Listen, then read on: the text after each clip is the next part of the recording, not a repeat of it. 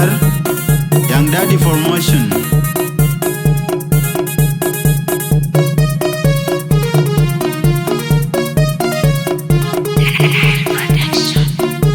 Mariara gan walin gudbiarin bana tunga baga pionya gura lui bairan kon bai ne pio ben pane jongulei chembere jayu nang dun nang ro nang udon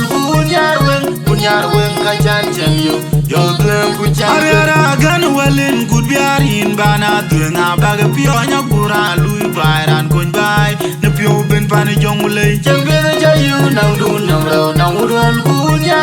punyar wen ka chan chengyu yoglem puchan Mariara gan walin gudbiarin bana tunga baga pionya gura lui bairan kon bai ne pio ben pane jongulei chembere jayu nang dun nang ro nang udon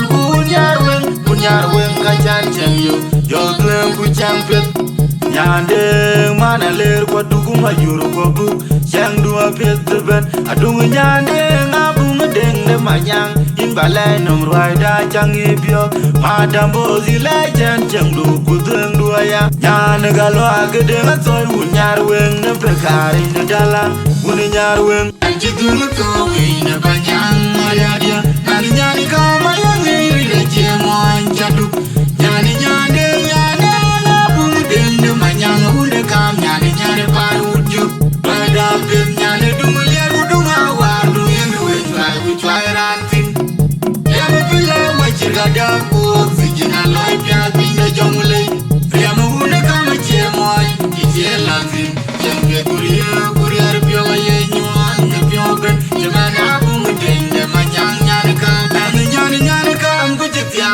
akari ti wode nyande ngon ko ngitya ginyarwe pandi de gatoy udi de gatoy ya pinri loy pet ni loy ko ni kanga tanur yang dune ada udi de udi de gatoy ni jebe adung nyaru wa nyane ngabu uya men nyar wen ne bekar pawai wan pet anjidul ko ina banyang maya dia kan nyani kama yang iri le jemon jadu nyani nyande ngabu dende manyang ude kam nyane parut juk pada pet nyane dumulia udunga wardu yang we try ranting ya me pila wa chirgada ko sijina loy pya pinda jongule ya muune kama chemoy ije lazim jenge kuriya pyo ye nyuan ne pyo ben jemana bung dende manyang nyane ka amgo jetya akari ti wode nyande ngon ko ngitya ginyarwe pandi de gatoy udi de gatoy ya pinri loy pet ni loy ko ni kanga tanur yang dune anya udi de gatoy ni jebe adung nyaru wa nyane ngabu uya men nyar wen ne bekar pawai wan pet anjidul ko ina banyang maya dia kan nyani kama yang iri le jemon jadu nyani nyande ngabu dende manyang ude kam nyani parut juk pada pet nyane dumulia udunga wardu yang we try ranting ya me pila wa chirgada ko sijina loy pya pinda jongule ya muune kama chemoy ije lazim jenge kuriya pyo ye nyuan ne pyo ben jemana bung dende manyang nyane ka amgo jetya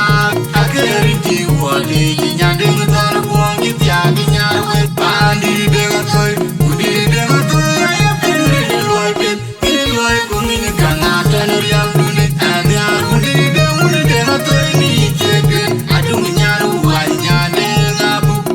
uya men nyar wen ne bekar pawai wan janar yo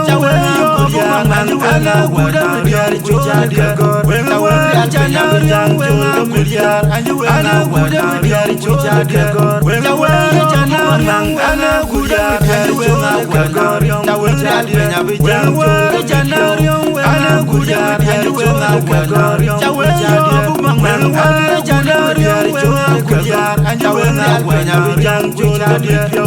ana guda biar jadi gor ina banyang maya dia kan nyani kama yang iri le jemon jadu nyani nyande ngabu dende manyang ude kam nyani parut juk pada pet nyane dumulia udunga Kala